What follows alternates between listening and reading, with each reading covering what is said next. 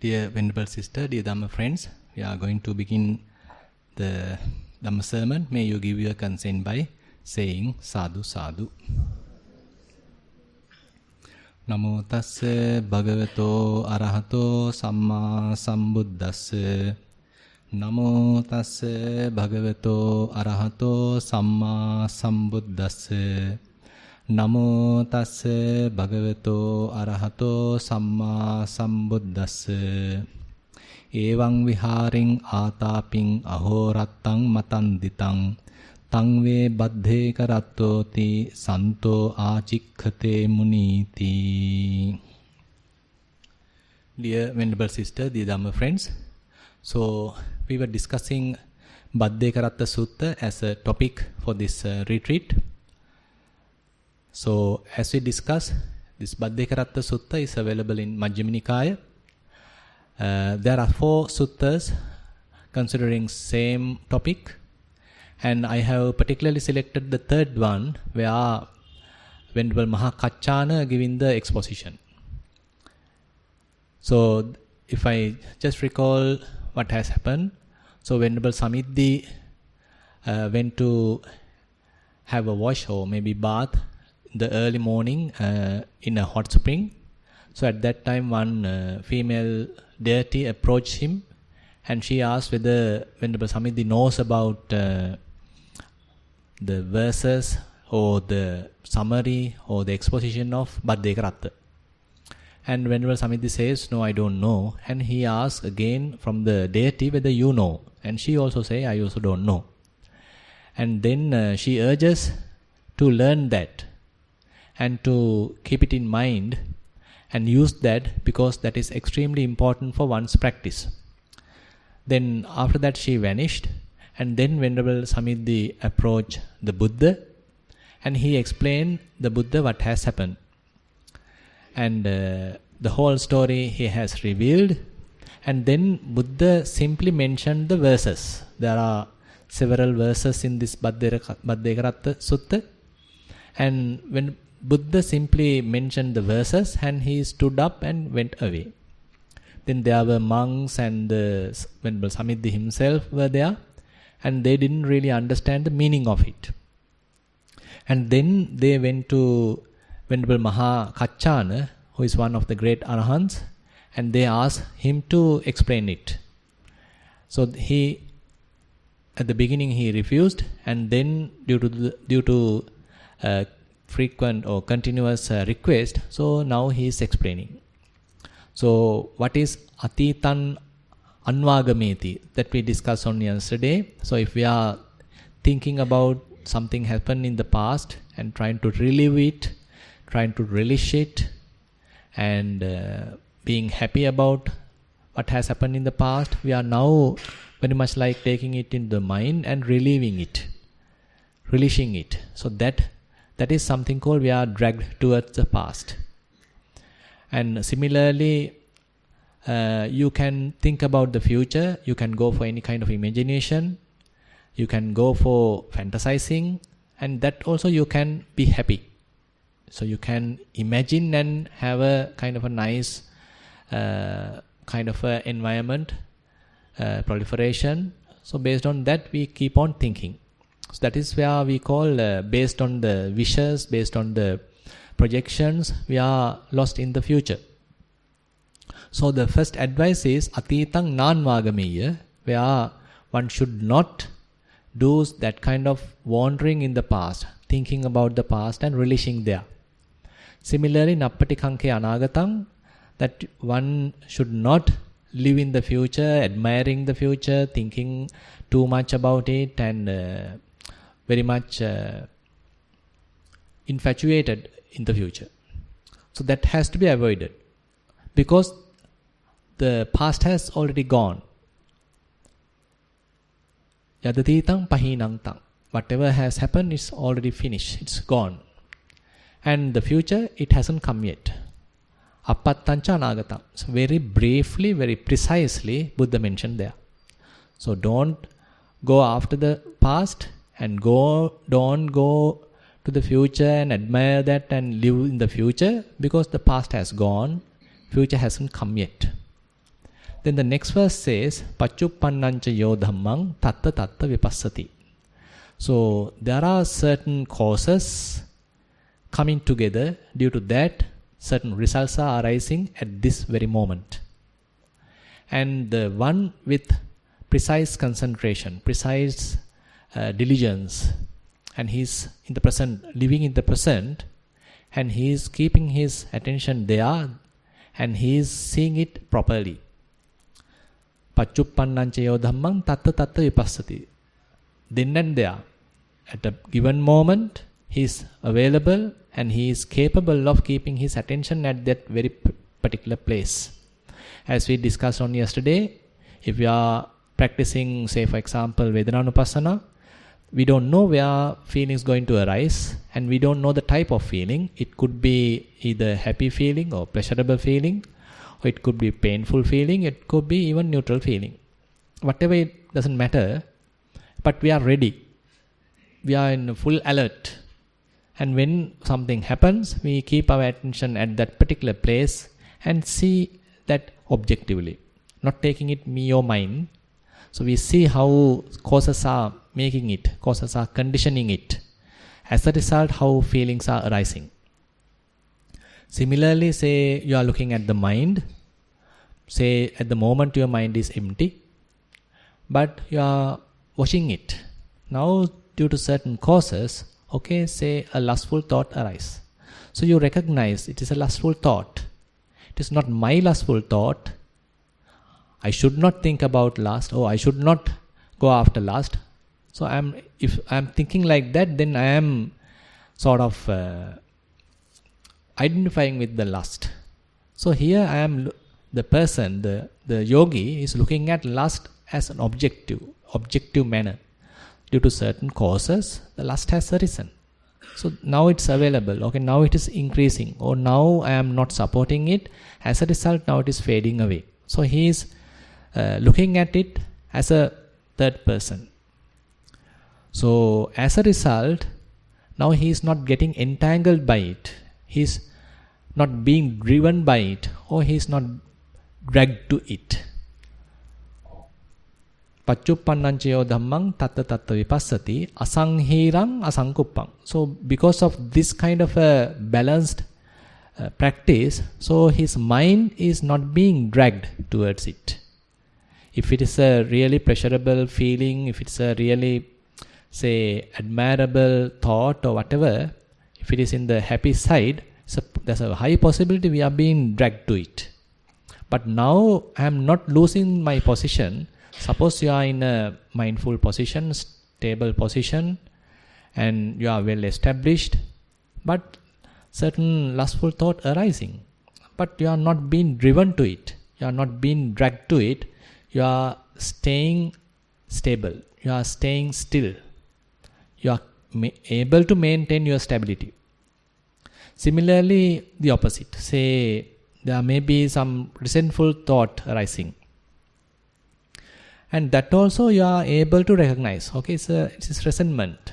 Now it is arising, and you are looking at it objectively without losing your balance where you were. So your mind was very much unattached, unentangled, spacious, and while being there, now you are looking at them, whatever arising, objectively. So therefore this asanghirang and asankuppang explains some sort of a balance in the mind. Tang vidva manubruhe. So one recognizes this balance in the mind.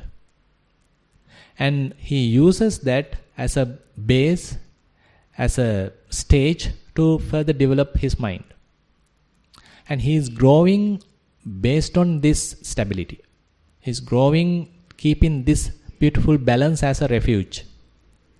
So he is able to recognize various thinking patterns, various trends in the mind, various traits in the mind. So there may be various habits in our mind. As a habit, our mind is trying to go in towards that direction.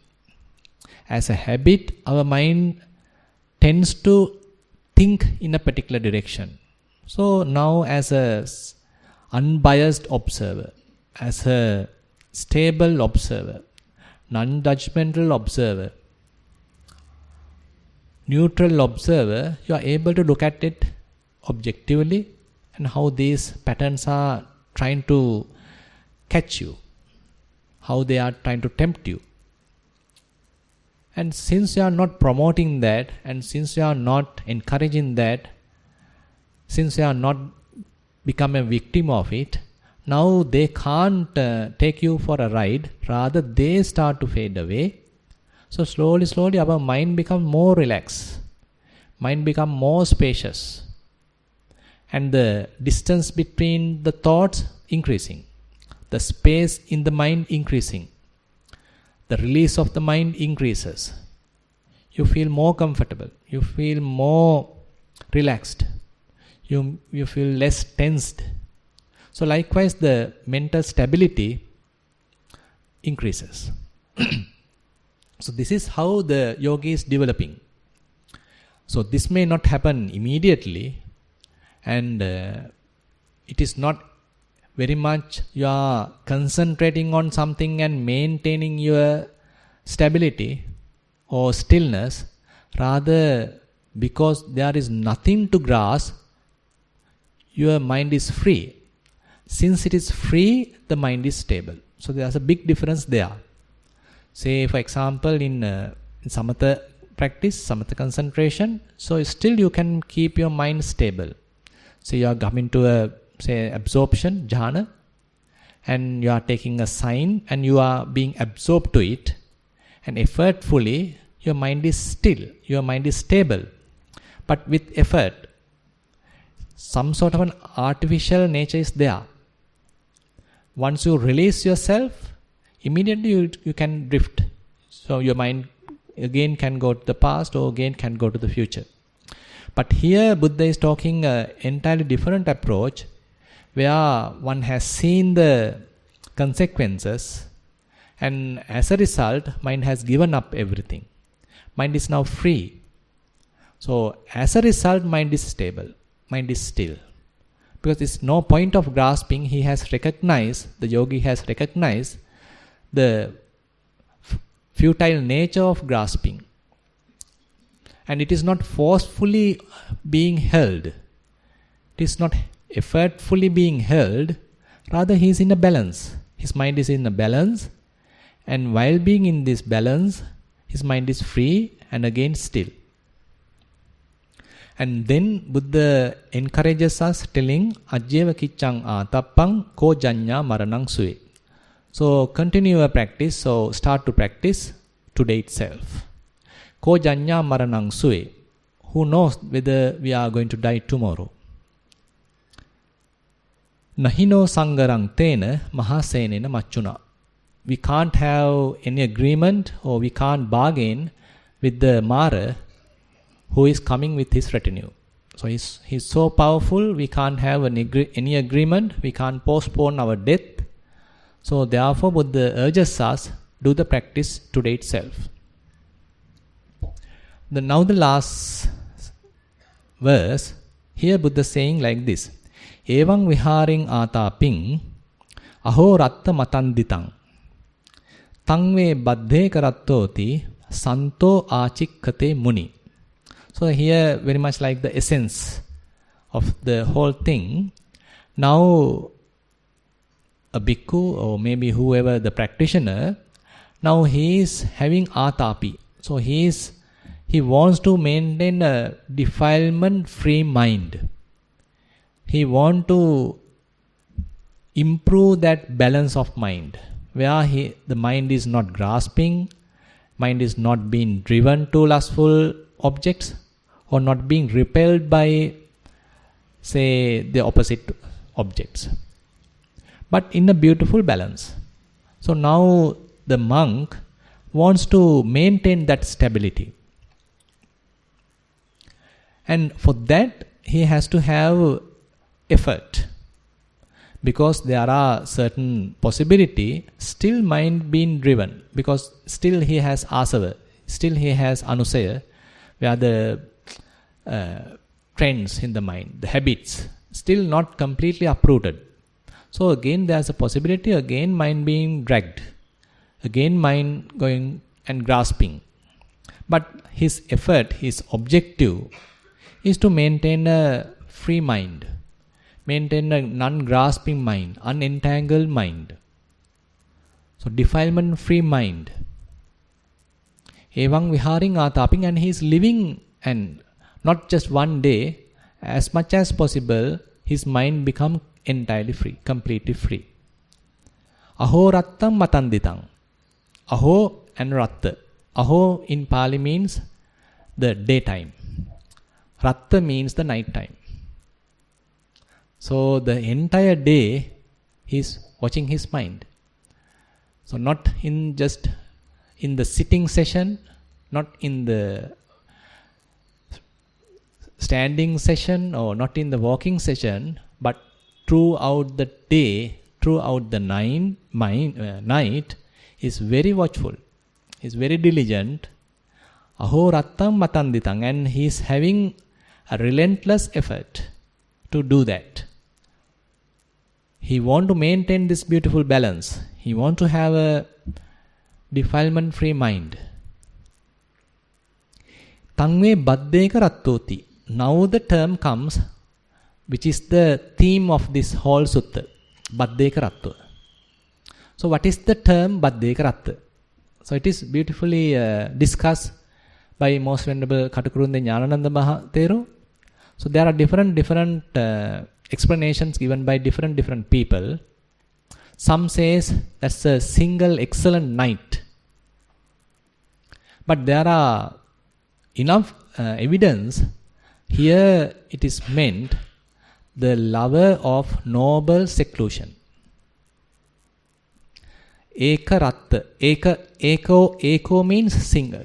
That means secluded. He likes to be secluded. He likes to be alone. And he loves to be alone. Now typically we think if I am alone, I feel lonely. So people invite others to come and join with me. I feel lonely. But here the opposite. He likes to be alone. He likes seclusion. He go to a tree root. He go to a empty place. And he enjoys that seclusion. And he likes it. Eka ratta. Ratto means he love it. He likes it. And Baddha means it's noble. That seclusion is noble. It is not that you are simply trying to be alone from the crowd, but even when the crowd is available, still you are secluded. Still you have some mental seclusion. So this is something deep. So there is a beautiful incident happened during the Buddha's time. So there is one monk who tries to live alone. So he tries to avoid others, and he never go pindapata with the others. So in the alms round, he never go with others. He always go alone. If he want to go for a bath, he finds out where no person is there, and he goes there alone. And if he want to make something else, he finds out when there is no monk available, any other lay person not available, and he do that alone. So because of this practice, he become Theranama. So people start to look at him as just a elder who likes to be alone, and he become reputed because of this behavior. And the news gone to the Buddha, and Buddha asked to see him. Now this venerable going to the Buddha, and Buddha is asking what is the way of your approach. And then he is explaining, okay, Bhante, I am like to live alone. Whenever I am going for pindapata, I am trying to be alone. When I am going for a bath, I am doing it alone. If whatever the activity I need to do, I don't need someone else's support. I don't want to take it as much as possible. I am trying to do it alone. I am living alone. So I am not associating others, not living with others, but rather every time I am trying to be secluded. And Buddha says, it's also good, but there's a more deeper seclusion. Now Buddha is giving a better opinion. Yang atitang tam pahinang. Now this is the Buddha's explanation.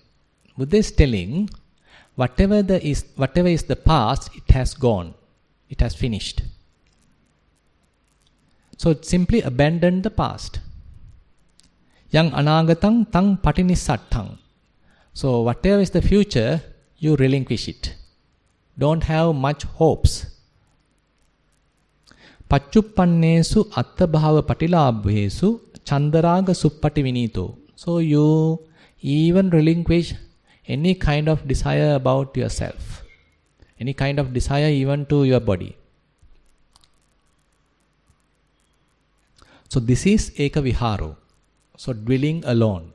So this is much nobler than simply being alone from the others. Now, being alone by the body, what we call as kaya viveka, where you are living alone. I am living alone. I don't want to associate others. So that is some approach, kaya viveka. Say you want to meditate, so if you are not going to the fish market, so you are coming Kalalgoda. And again you are trying to be alone. So try to find a secluded place. That's kaya viveka, where you are a single person. Then the chitta viveka, where your mind is free from defilements, where your mind is now fairly calm and you are having some calmness in the mind. Then the upadi viveka, that is the much greatest part, where even the subtle tendencies, all the traits, fetters and all these defilements are entirely uprooted. So your mind is extremely secluded then. So free from defilements. So this is the maximum in a way. So in this situation, you can even be with the crowd. You can be with the crowd still secluded. And there's a beautiful verse appearing in Dvaitanupassana Sutta. There Buddha says like this: Tanha dutiyo puriso dīgamadhāna sansarang. Itta bhava anyata bhavang sansarang nāti vattati. So typically we think, I have a partner, I have a husband, I have my wife, so he or she is my partner. So Buddha says, this husband or wife or my fiancé, whoever, is not the real partner. Who is the real partner? Tanha dutiyo puriso. So Buddha says, craving is your partner. Throughout this sansara, this long sansara, we are keeping hand in hand with craving. We are traveling again and from this life to the next life. Previous life to this life to next life, again and again, keeping tanha, craving as our partner. Dīgamadhāna sansara. This is not just for several lifetimes, for eons of lifetimes. So we have a strong relationship with tanha. So we don't like to be alone. We always like to be with tanha. Always like to be with craving.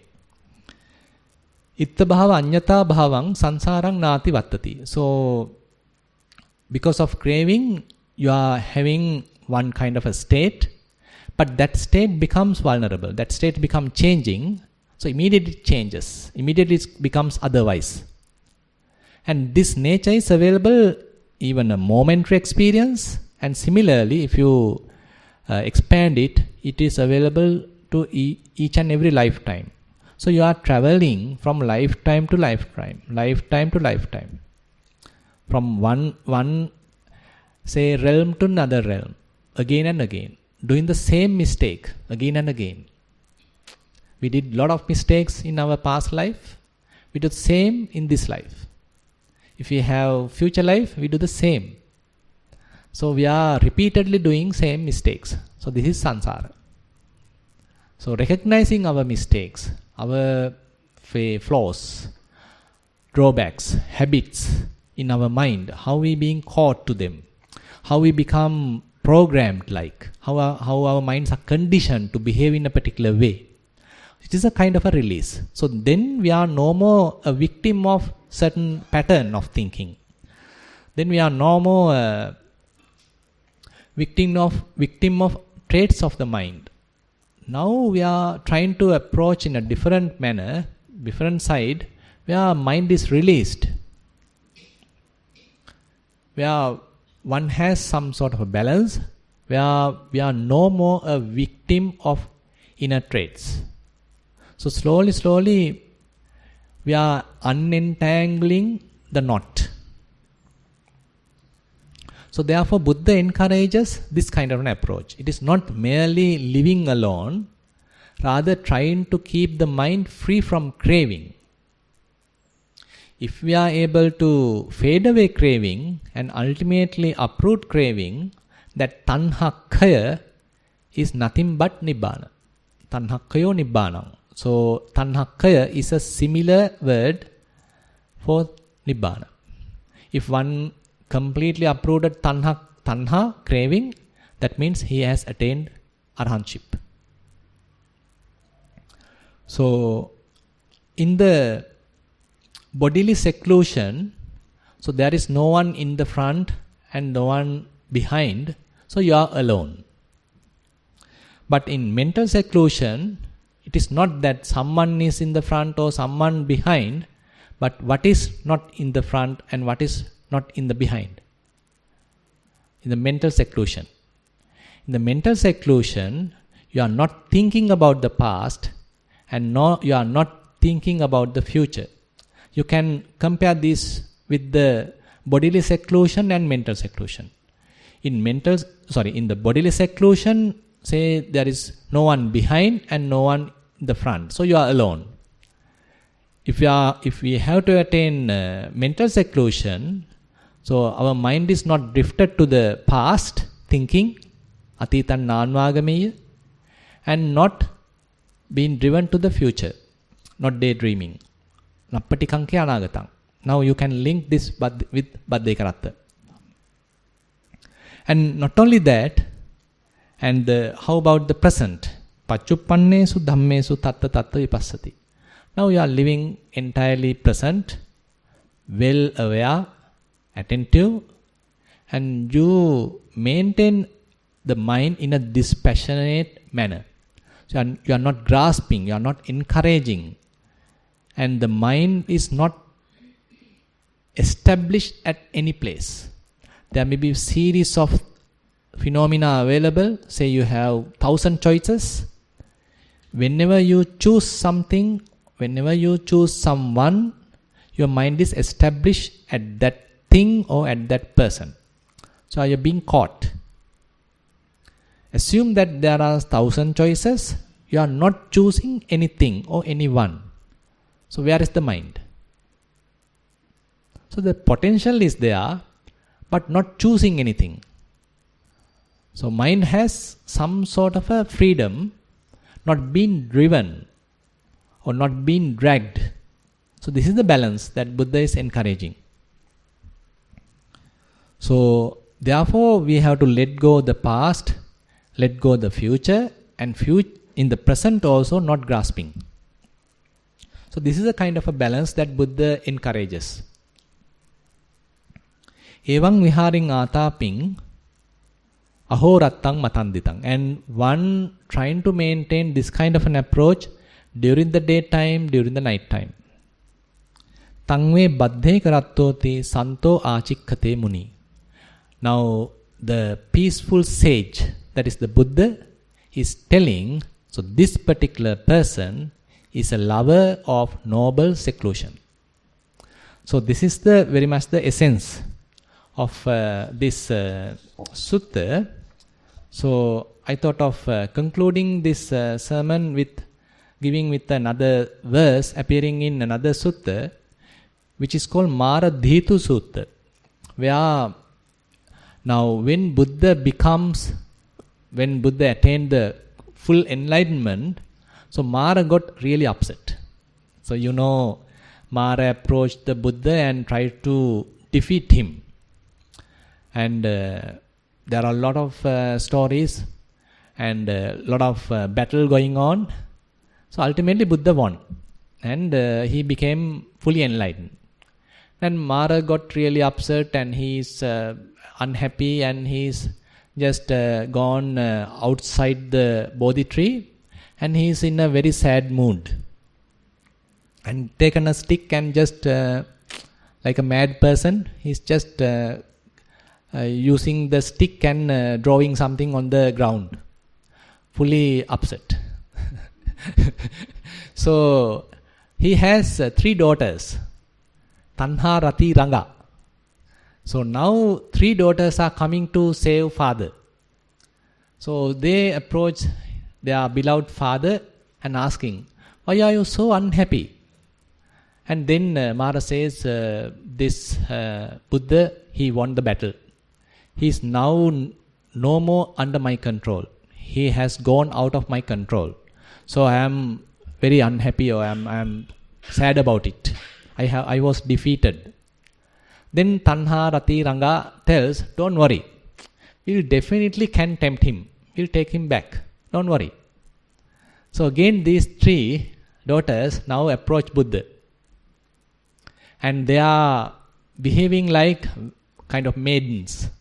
Very beautiful maidens. Maybe 16 years old. Buddha is not responding. So now they are discussing. So sometimes these males, they have different desires. Let's become 20 years old. So they approach like 20 years old maidens. Still no response. Again they go to a side and again discuss. Maybe he might like about 30 years. So now they behave like 30 years old. Still no response. Then they think, okay, sometimes males like females who have given birth for children. Maybe 40 years old. So now they approach like 40 years old women.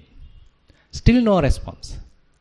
So likewise they become even older look and still approach Buddha. Still no response.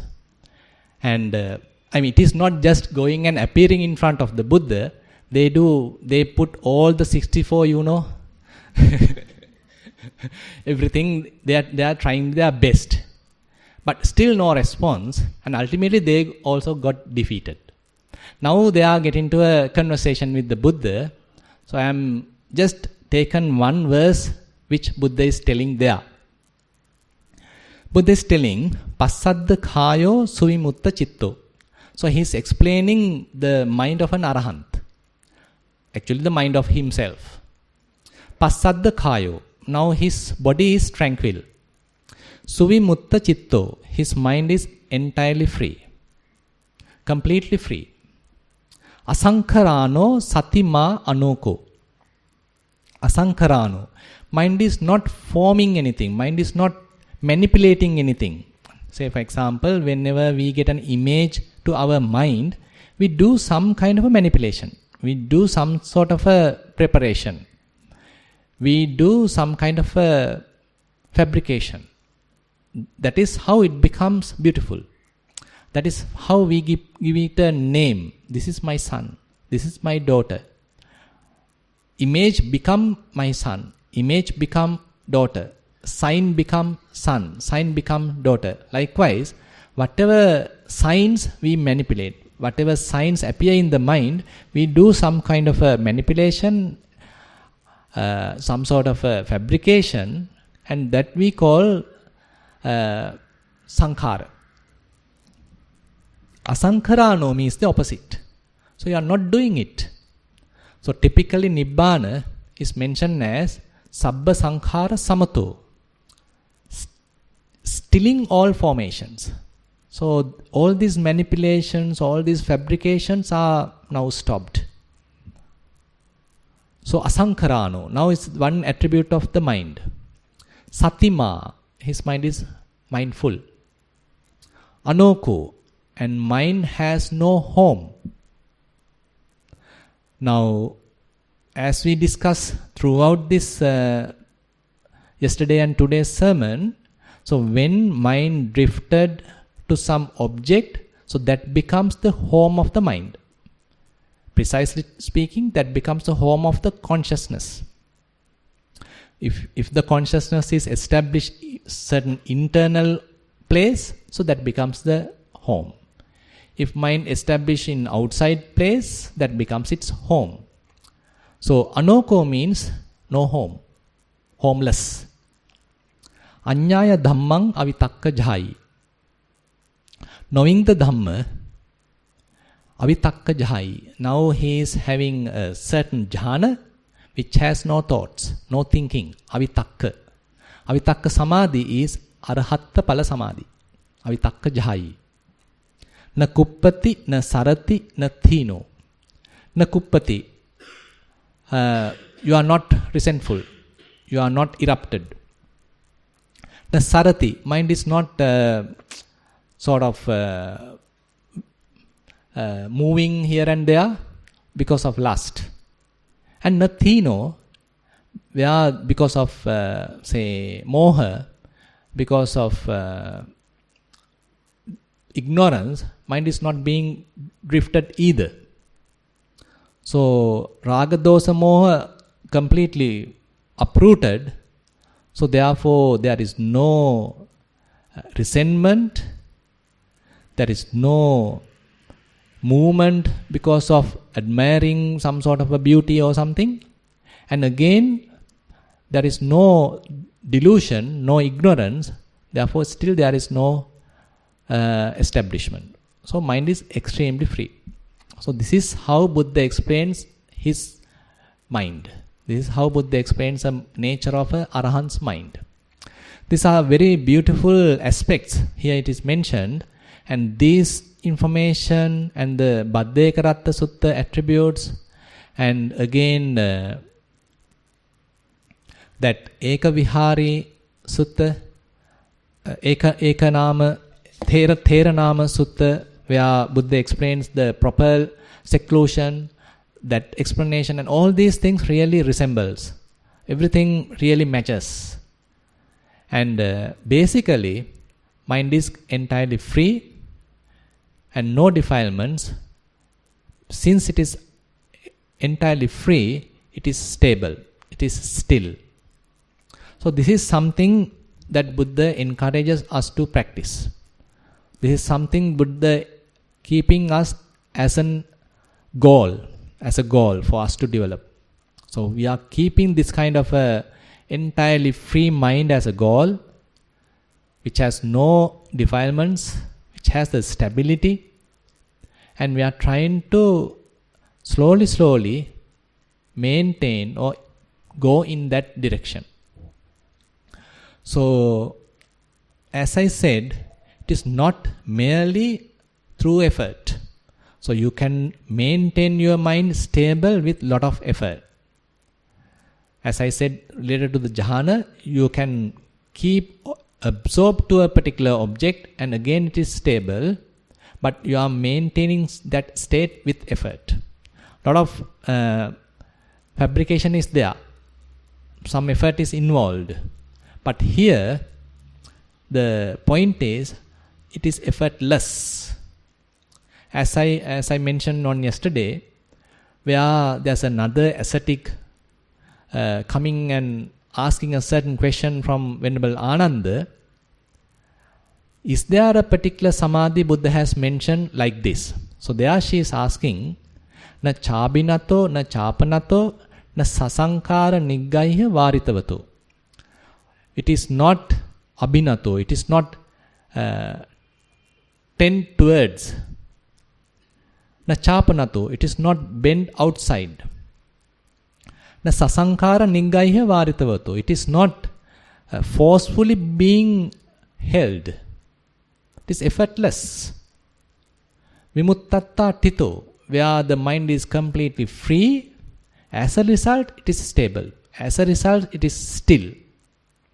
Titatta santusito. And since it is still, it is free. It is contented. It has some sort of a happiness. Titatta santusito. Santusitatta na paritassati. Since it is contented, there is no any burning. There is no any kind of a drifting. There is no any movement. There is no any restlessness.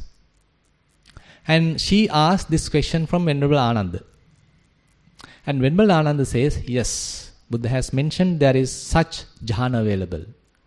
There is such attainment available. It is nothing but Anya Phala Samadhi.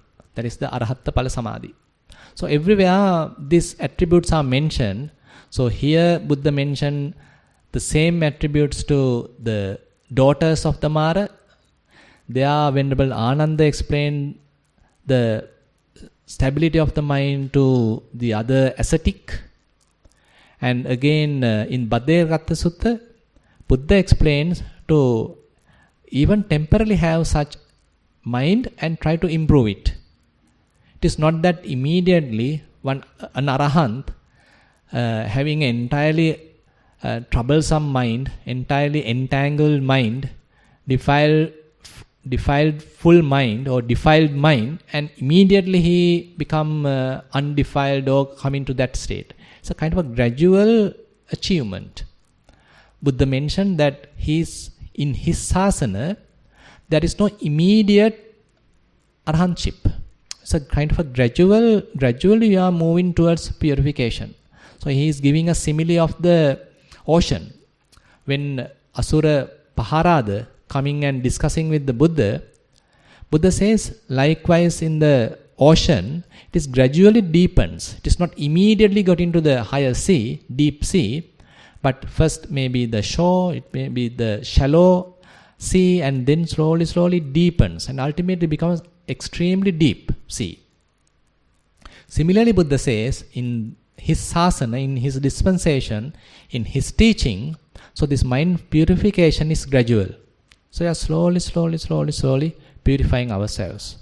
So this is how we have to approach our practice. So slowly, then and there, we have to live a free mind. We have to live unentangled. We have to live without grasping. We have to live without associating anything. So this is not immediately possible. So you need to have some strategic approach for this. So that is where the meditation is important. So meditation helps us to achieve that in a sort of momentary basis. And then further improvement, further enhancing it is our practice. That is where bhavita bahuli kata. So you recognize such state of mind, and now you are trying to improve it. Now you are trying to maximize it, have it abundant. So now you are improving. At the beginning it may be momentary free. Then maybe several seconds. Then maybe several minutes. Then maybe say 30 minutes. So likewise, one is improving that state of mind. And that is being used as the refuge. That is being used as the base for further development. That's why asangherang asangkuppang tang vidva manubruhe. The wise person understand, okay, this is the stable mind. This is the unentangled mind.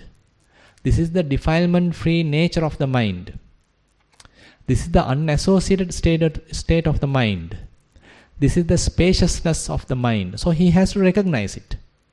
So it is not really bright, or it is not something really blissful, or it is not something coming and telling you, okay, I am the person, so just recognize me. He has no advertisements.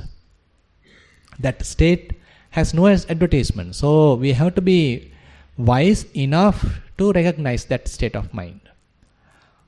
So that is in a way our practice, where we have to slowly mature our practice to understand what is this freedom, what is this defilement free state.